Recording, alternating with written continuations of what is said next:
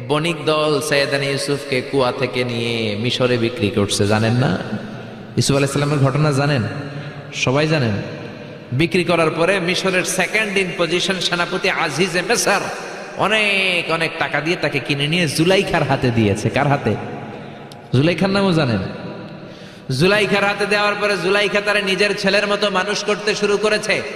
কিন্তু সৈয়দনা ইউসুফ যখন যুবক হয়ে গিয়েছে, ওনার চেহারা এত সুন্দর ছিল, জুলাইখা নিজেই ইউসুফের প্রেমে পড়ে গিয়েছে। নাউজুবিল্লাহ পড়েন। জুলাইখা বলে, ইউসুফ আমি তোমারে ভালোবাসি। ইউসুফ কয়, আমি আল্লাহরে ভালোবাসি।